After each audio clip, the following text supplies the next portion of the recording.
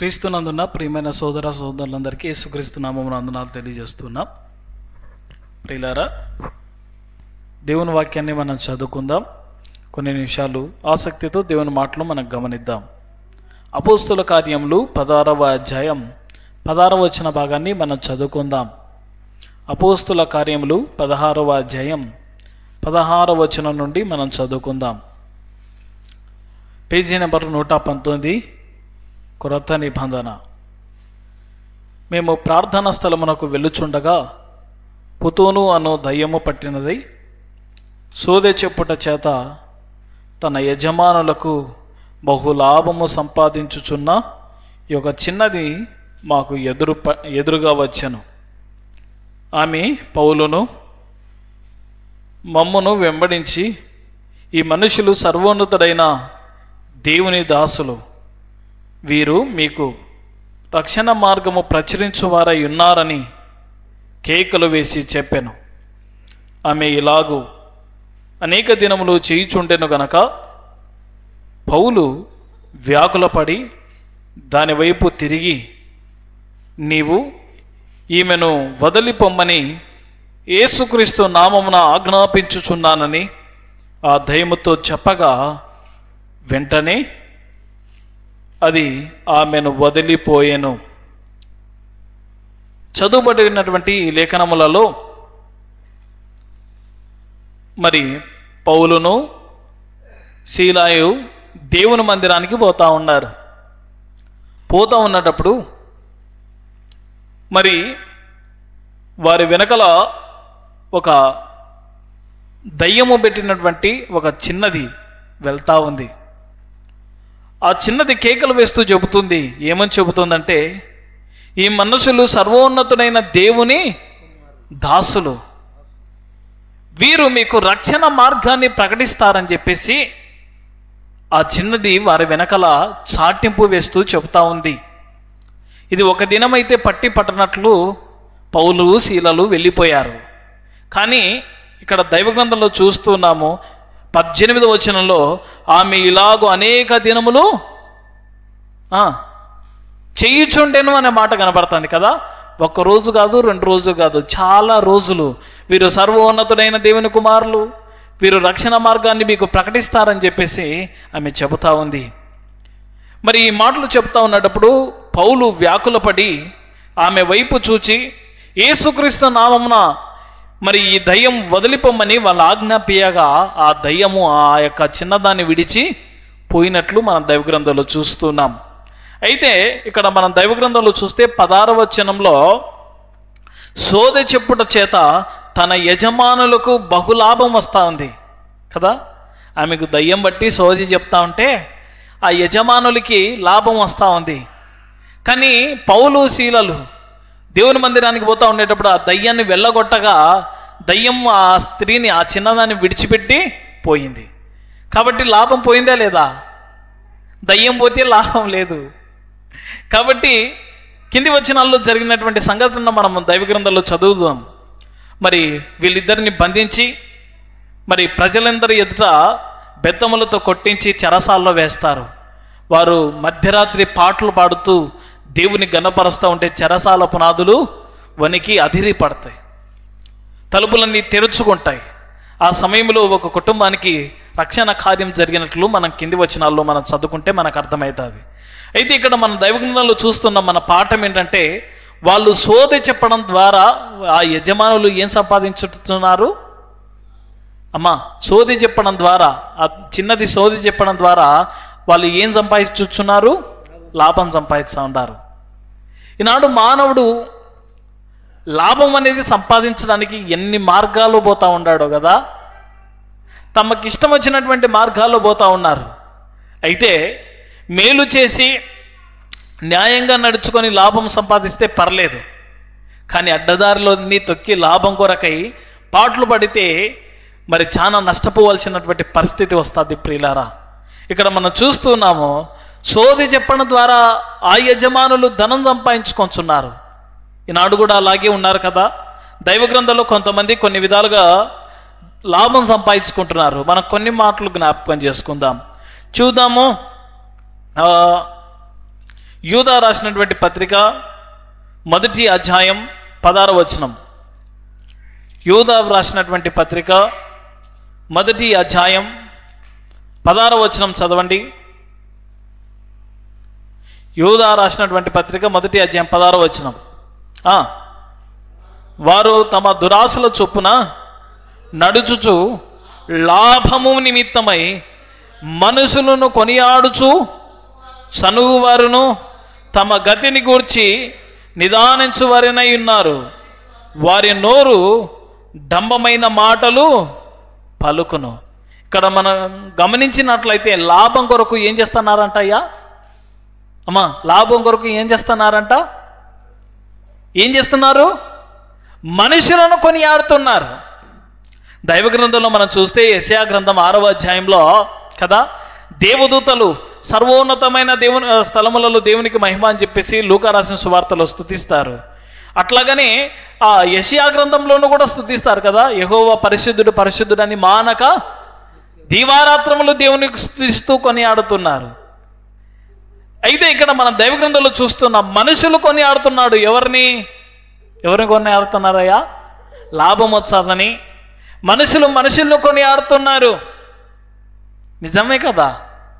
బాగా డబ్బులు ఉండేటోళ్ళు ఉన్నారనుకోండి, వాళ్ళని కొనియాడుతూ ఉంటారు. నీ అంత తోపు ఎవరు లేరు కదా, ఈ చుట్టుపక్కల నిన్ను మించినోడు ఎవరు లేడు, నీకేం తక్కువ అని చెప్పేసి ఇట్లాగే ఎన్నో మాటలు మాట్లాడుతూ ఉంటారు. ఎందుకు? పని పాట లేకుండా ఎవరైనా కొనియాడతారా మనుషులను? ఏమ్యా, చాలా మంది చెప్తా ఉంటారు కదా, మునగ చెట్టు ఎక్కించున్నావు సాలి అని చెప్పేసి చెప్తా ఉంటారు. ఇవన్నీ ఎందుకు చేస్తూ ఉంటారంటే లాభం వచ్చాదని. లేకపోతే ఇంకా ఎవరైనా ఊరికైనా కొనియాడతారా మనుషులను? ఆలోచన చేయండి. అందుకే దేవుని వాక్యం చెబుతుంది 16వ వచనంలో, లాభము నిమిత్తమై మనుషులను ఏం చేస్తున్నారు? కొనియాడుతూ ఉంటారు. ఎవరికైనా లాభం వస్తుందని కొనియాడుతూ ఉంటాడు. నష్టం వస్తుంది, ఇంక వీని వలన చిక్కుల పాలెం అవుతామంటే వాని దగ్గరికన్నా వచ్చారా? వీనితో నాకెందుకు తలకాయ నొప్పి అని చెప్పేసి చూసి చూడన్నట్లు మకం కూడా ఇట్ట తిప్పుకొని పోతారు. లాభం ఉంటేనే ఈనాడు మనుషులు మాట్లాడుతూ ఉంటారు. లాభం ఉంటేనే ఏదైనా పనికొచ్చామంటేనే మనుషులు పిలుస్తూ ఉన్నారు. నిజమా కాదా? చాలామంది వ్యక్తిత్వం ఇలాగే ఉంది. అందుకే దైవ గ్రంథం చెబుతుంది, లాభము నిమిత్తమే మనుషులను ఏం చేస్తున్నారు? కొనియాడుతున్నారు. ఇంకా దాటి వెళ్దాం.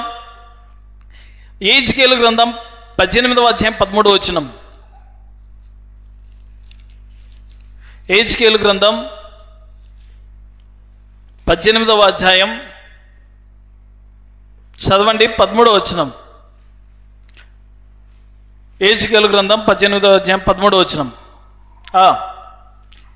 అప్పించి వడ్డీ పుచ్చుకొనుటయు లాభము చేపట్టుటయు ఈ మొదలగు క్రియలు చేసిన ఎడల వాడు బ్రతకడు అనే మాట మనకు కనబడుతుంది. ఇంకా ఏం చేస్తున్నారు అంటే, లాభం కొరకు ధనముని ఏం చేస్తున్నారు? వడ్డీకి ఇస్తూ ఉంటారు. నిజమే, కొన్ని అవసరాలు అలాగుంటాయి కదా. మనకు పరిస్థితులు, ఊపిరి తిరిగినటువంటి పరిస్థితులు కూడా అలాగ వస్తూ ఉంటాయి సిచ్యువేషన్లో. ఆ సమయంలో వేరే వాళ్ళతో తీసుకోవాల్సినటువంటి పరిస్థితి వస్తుంది. అయితే మన దేవుడు తల్లగా ఉంచుతాడు కానీ తోకగా ఉంచాడు. అనేకులకు ఆశీర్వాదకరంగా మనల్ని అప్పించువారిగా చేస్తాడు, ఇంకా అనేకులకు ఇచ్చేవారిగా చేస్తాడు. అయితే ఒక్కొక్కసారి ఆ పరిస్థితులు ఏర్పడవచ్చు. అయితే అప్పించి లాభం సంపాదించుకునేటోళ్ళు ఈ లోకంలో చాలామంది ఉంటారు కదా. రూపాయికి ఇచ్చేటోళ్ళు ఉంటారు, ₹1 ఇచ్చేటోళ్ళు ఉంటారు, ఇంకా 5 రూపాయల వడ్డీకి ఇచ్చేటోళ్ళు కూడా ఉంటారు. వాళ్ళు అదే పనిగా వృత్తిగా పెట్టుకొని కదా ఇట్లా కూడా లాభం సంపాదిస్తున్నారు కదా. సంపాదించారా లేదయ్యా? సంపాదించారా లేదమ్మా? బాగా డబ్బులు వచ్చినాయనుకోండి, రూపాయలు ఎందుకు ఊరికే మూలన ఉండడం అది అని చెప్పేసి వడ్డీకి ఇస్తూ ఉన్నారు. ఈ విధంగా కూడా మనుషుడు లాభాన్ని సంపాదించుకొంటున్నారు. ఇంకా ఇలాగ చదువుకుంటే చాలా మాటలు రాయబడ్డాయి. ఇంకొక మాట గమనిద్దాం. పేతురు రాసినటువంటి 2వ పత్రిక 2వ అధ్యాయం, పేతురు రాసినటువంటి 2వ పత్రిక 2వ అధ్యాయం 3వ వచనం. వారు అధిక లోభులై కల్పనా వాక్యములు చెప్పుచు మీ వలన లాభము సంపాదించుకొందురు. చాలు. ఇంకా ఈనాడు దైవగ్రంథం చెబుతుంది, కల్పనా కథలు చెప్పేటోళ్ళు చాలామంది ఎక్కువైపోయినారు. వాక్యము, సత్యవాక్యాన్ని సరిగా ప్రకటించడానికి దేవుడు అనేకులను ఏర్పాటు చేసుకుంటున్నాడు. అయితే సత్యవాక్యాన్ని చాలామంది సరిగా బోధిస్తున్నారా? చాలామంది అనుకుంటూ ఉంటారు కేవలం ఆశీర్వాదాలతోనే జీవితం పోతుందయ్యా. చాలామంది దేవుని మందిరానికి వస్తే, దేవుని సేవకుల దగ్గరకు వస్తే ఏం కోరుకుంటున్నారు? కేవలం ఆశీర్వాదాలు, దీవెనలు. నువ్వు బాగుంటావు, నీ కుటుంబం బాగుంటుంది, నీ ఆరోగ్యం బాగుంటుంది, నీ అంతస్తులు బాగుంటాయంటే ఇంకా దైవజనుడు ఈరోజు బాగా మంచి వాక్యం చెప్పినాడు అట్లా చెప్పాలా అంటారు. అమ్మా అయ్యా నీ ప్రవర్తన దిద్దుకో, నీ నడవడికట బాగలేదు, మన చూపులు మార్చుకోవాలి, మన బుద్ధి మార్చుకోవాలి, లోకంలో మన జ్ఞానయుక్తంగా నడుచుకోవాలంటే ఆ సేవకులు ఈరోజు ఏం వాక్యం చెప్పినాడు అర్థమే కాలే అంటారు. నిజమే. ఈనాడు మనుషుడు, ఒక విశ్వాసి దేనికి విలువనిస్తూ నేర్చుకుంటున్నారు. ఆశీర్వాదాలతో పాటు క్రమశిక్షణమైనటువంటి జీవితం కూడా దేవుడు నేర్పించాలనుకుంటాడు కదా. ఆలోచన చేయండి. మనం గమనించాలా ప్రియులారా, ఆశీర్వాదము దేవుడు ఇవ్వాలంటే ఇస్తాడు కదా. ఆశీర్వాదాలతో పాటు దేవుడు ఇంకా సరైన దారిలో ఇంకా మనం వర్ధిల్లడానికి దేవుడు పాఠాలు కూడా నేర్పుతాడు. మనకందరికీ తెలుసు యోబు జీవితంలో దేవుడు రెండంతల ఆశీర్వాదాన్ని ఇవ్వడానికి అతని జీవితంలోకి శోధన ప్రవేశింపజేశాడా లేదా అమ్మా? అప్పటికీ యోబు తూర్పు దిక్కు జనులందరిలో గొప్పవాడు కదయ్యా. పౌలయ్య గారు చెప్తా ఉంటారు, ఆయనకి ఎంత ఆస్తి ఉందయ్యా? చాలా ఆస్తి ఉంది. కానీ దేవుడు అతని జీవితంలో అపవాదికి అవకాశం ఇచ్చాడు. ఎందుకు? మరింత ఆశీర్వదించడానికి, మరింతగా ఆశీర్వదించడానికి దేవుడు అవకాశం ఇచ్చినప్పుడు యోబు సర్వస్వం కోల్పోయాడు. అయితే తన విశ్వాసాన్ని, తన యథార్థతను, భక్తిని ఏమాత్రమో విడిచిపెట్టలేదు. కాబట్టి అతడు రెండింతల ఆశీర్వాదాన్ని మరొకసారి పొందగలిగినట్లు మన దైవగ్రంథంలో చూస్తూ ఉన్నాం. ఆలోచన చేయండి. అందుకే దేవుని వాక్యం చెబుతుంది, మనము ఆ శ్రమలన్నింటివి కలుగుతాయి, అయితే ఆ శ్రమలలో కూడా మనకు సహాయం చేయగలిగిన దేవుడు మన పక్షాన ఉండాడు. ఎర్ర సముద్రం ఎదురుందంటే ఇంకా ఎర్ర సముద్రాన్ని చీల్చి నడిపించగలిగిన దేవుడు ఉన్నాడు. అరణ్యంలో నీళ్లు లేవంటే ఇంకా బండరు చేర్చి నీళ్ళు ఇవ్వగలిగిన దేవుడు ఉన్నాడు. ఎండలో నడిచి సొమ్మసిల్లిపోతామంటే మేఘ స్తంభాన్ని పైన నిలిపి నడిపించగల దేవుడు ఉన్నాడు. కాబట్టి ఆలోచన చేయండి. దేవుని పిల్లలుగా మనకెప్పుడు ఆశీర్వాదాలు మాత్రమే కాదు, మన జీవితం బాగుండడానికి దేవుడు తన వాక్యంలో నుంచి అనేకమైనటువంటి వచనాలతో, అనేకమైన సందర్భాలతో దేవుడు మాట్లాడుతూ ఉంటాడు. అవి కూడా నేర్చుకోవాలా. ఈనాడు చాలామంది విశ్వాసాల నైజం ఎలాగుందంటే ఆశీర్వాదాలు చెప్పే వాళ్ళే కావాలి కదా. ఆశీర్వాదాలు చెప్పేవాళ్ళే కావాలి. అయితే సరి అయిన బోధ, సన్మార్గంలో నడవడానికి ఏర్పడే బోధ వద్దా? ఆలోచన చేయండి. మనల్ని మనం ప్రశ్న వేసుకుందాం. దేవుని వాక్యం చెబుతుంది, కల్పనా కథలతో ఏం చేస్తున్నారంటయ్యా? కథలు చెబుతూ లాభాన్ని సంపాదించుకునే వారు ఎంతోమంది ఉన్నారు. కాబట్టి ఆలోచన చేయండి. మేలైన మార్గాన్ని మనము తెలుసుకోవాలా, మేలైనటువంటి మార్గాల్లో లాభాన్ని సంపాదించుకోవాలా. ఈనాడు మనం దైవగ్రంథంలో జ్ఞాపకం చేసుకుంటున్నాం కదా, సోదె ద్వారా వారు లాభం సంపాదించుకుంటున్నారు. ఇంకా మనుషులను కొనియాడుతూ లాభం సంపాదించుకుంటున్నారు. ఇంకా వడ్డీలతో లాభం సంపాదించుకుంటున్నారు. ఇంకా మనుషులు చెప్పేటువంటి కల్పన కథల ద్వారా లాభాన్ని సంపాదించుకుంటున్నారు. కానీ ఇలాగా ఈ మార్గాల్లో నడిచి లాభం సంపాదించుకుంటే ప్రయోజనకరము మనకు, మన కుటుంబాలకు ఉండదు. అయితే లాభం అనేది మనం ఏ విధంగా సంపాదించుకోవాలా? అది తెలుసుకోవాలంటే దేవుని వాక్యమే దానికి సమాధానం. కొన్ని నిమిషాలు మరొకసారి ఆ సందర్భంలో కూడా మనం జ్ఞాపకం చేసుకుందాం. సామెతల గ్రంథం 3వ అధ్యాయం 14 వచనం చదువుదాం. సామెతల గ్రంథం 3వ అధ్యాయం 14 వచనం చదువుదాం.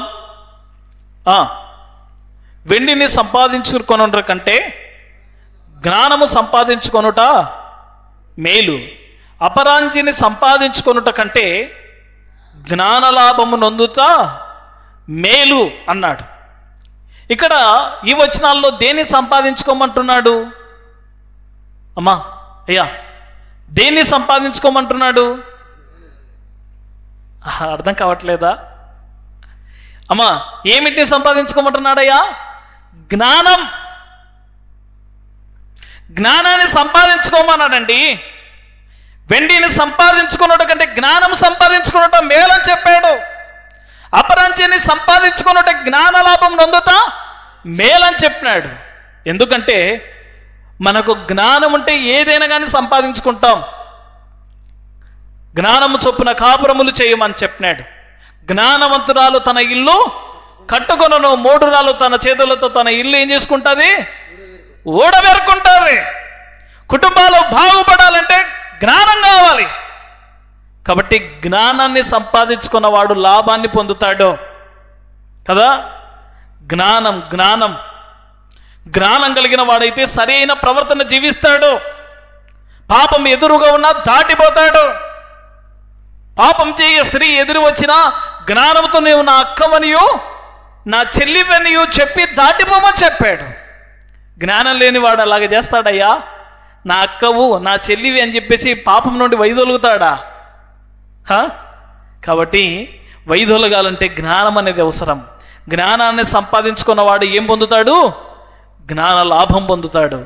ఇంకా మరొక మాట గమనిద్దాం. దైవ గ్రంథంలో మనం గమనించినట్లయితే తిమోతికి రాసినటువంటి మొదటి పత్రిక 6వ అధ్యాయం 6వ వచనం. తిమోతికి రాసినటువంటి మొదటి పత్రిక 6వ అధ్యాయం 6వ వచనం చదువుదాం. తిమోతికి రాసినటువంటి మొదటి పత్రిక 6వ అధ్యాయం 6వ వచనం. సంతుష్టి సహితమైన దైవభక్తి గొప్ప లాభ సాధనమైనది.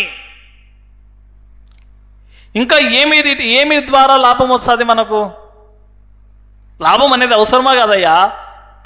ఒక ఇంటికి నేను వెళ్తే ఒక తల్లి నన్ను ఈ విధంగా ఆశీర్వదించింది. ఏమని చెప్పిందంటే, క్షేమంగా వెళ్ళి లాభంగా రానాయన అన్నది.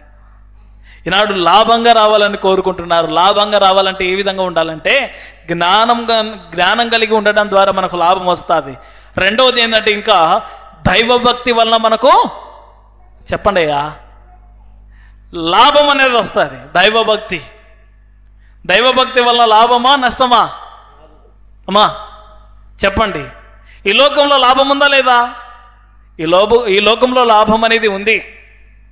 మనం మన సన్మార్గంలో నడవడానికి, భక్తి కలిగిన జీవితంలో ఉండడానికి, నీతి కలిగి ఈ లోకంలో జీవించడానికి దైవభక్తి చాలా ముఖ్యమైనది. ఈ లోకం విడిచిన తర్వాత ఇంకా దాని ఫలం అధికం కదా. మన భక్తిని బట్టి, మన యథార్థతను బట్టి, మన విశ్వాసాన్ని బట్టి దేవుడు పరలోకంలో బహుమానాలు ఇస్తాడు. కాబట్టి ఆలోచించేయండి ప్రియమైనటువంటి సోదరి సోదరులారా, దైవభక్తి మనకు గొప్ప లాభ సాధనం.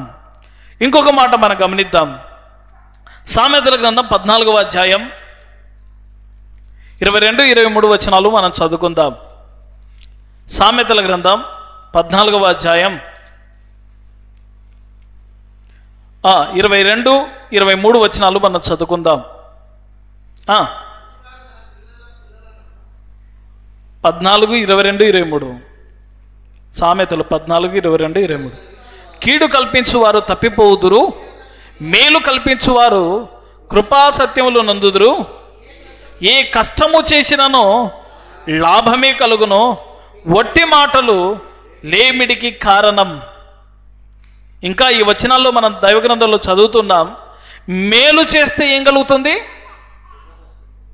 లాభం కలుగుతుంది కదా.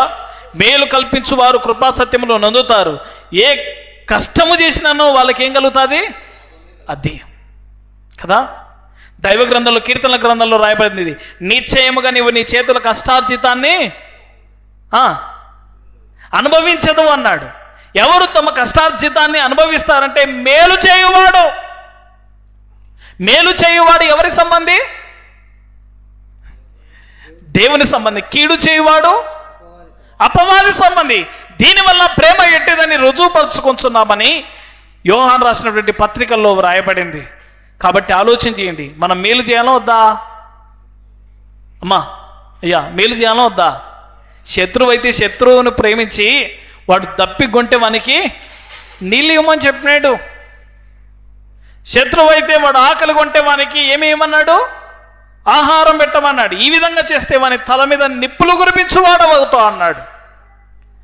మన ప్రభువు చెబుతున్నటువంటి మాట, శత్రువును సహితము ద్వేషించమన్నాడా, ప్రేమించమన్నాడా? ప్రేమించి మేలు చేయమన్నాడు. కాబట్టి ఆలోచన చేయండి, మేలు చేసేవారు లాభం పొందుతారు. ఇంకా ఇదే సామెతల గ్రంథం 21వ అధ్యాయం, సమయం అవుతుంది, త్వరగా మనం ముగించుకుందాం. త్వరగా సామెతల గ్రంథం 21వ అధ్యాయం 5వ వచనం. సామెతల గ్రంథం 21వ అధ్యాయం 5వ వచనం. శ్రద్ధ గల వారి యోచన లాభకరములు, తాళమి లేక పనిచేయువానికి నష్టమే ప్రాప్తించును. గమనిస్తున్నారా? ఇంకా లాభం అనేది ఏ విధంగా వస్తుంది అంటే శ్రద్ధ గలవాని యోచన. ఏ యోచన? శ్రద్ధ గలవాని యోచన. శ్రద్ధ అనేది చాలా మనకు అవసరం ప్రియులారా. బద్ధకంగా పని చేయువాడు ఏమవుతాడు? దరిద్రుడు అవుతాడు. శ్రద్ధగా పని చేయువాడు ఏలుబడి చేస్తాడని బైబిల్ గ్రంథంలో వ్రాయబడినట్లు మన దైవ గ్రంథంలో చూస్తున్నాం. ఇంకా ఇలాగే మనం దైవ గ్రంథంలో జ్ఞాపకం చేసుకుంటే ఇంకొక మాట కూడా రాయబడింది, శ్రద్ధ చాలా మనకు అవసరమని.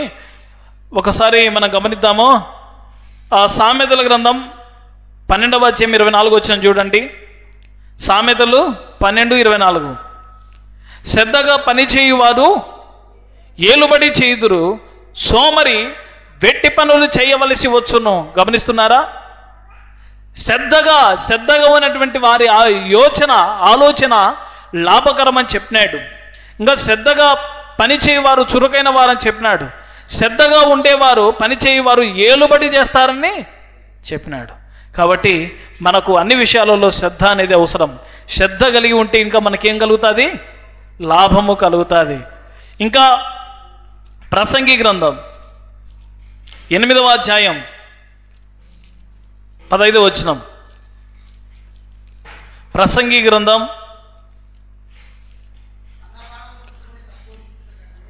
8వ అధ్యాయం 15వ వచనం. అన్నపానములు పుచ్చుకొని సంతోషించుట కంటే మనుషులకు లాభకరమైనదొకటియు లేదు గనుక నేను సంతోషమును పొగిడి తిని బ్రతికి కష్టపడవలనని దేవుడు వారికి నియమించిన కాలమంతయు ఇదియే వారికి తోడుగానున్నది. గమనిస్తున్నారా? ఇంకా ఏ విధంగా లాభం మనకి కలుగుతుందంటే అన్నపానములు తిని ఉండడం కదా. అన్నపానాలు తింటే లాభమా కాదా? చాలామంది కడుపు మార్చుకొని డబ్బులు సంపాదించాలని చెప్పేసి పోతూ ఉంటారు తినగానక. అయితే చచ్చిన తర్వాత ఏమైనా తీసుకొని పోతారా? ఏమా, చచ్చిపోయిన తర్వాత మనం సంపాదించుకునే ఆస్తులన్నీ ఏవైనా వస్తాయా? కారు కానీ, బంగ్లా కానీ, లేకపోతే ఇంకా బంగారు కానీ, వెండి కానీ, డబ్బులు కానీ ఏవైనా కానీ మనతో పాటు వస్తాయా? రావు.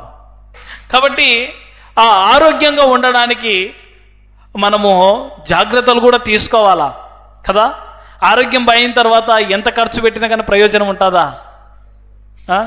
చాలా మంది సరైన టయానికి తినరు, గ్యాస్ ట్రబుల్ తెచ్చుకుంటారు. చాలా మంది సరైన సమయానికి తినరు, నీరసించి పడిపోతూ ఉంటారు.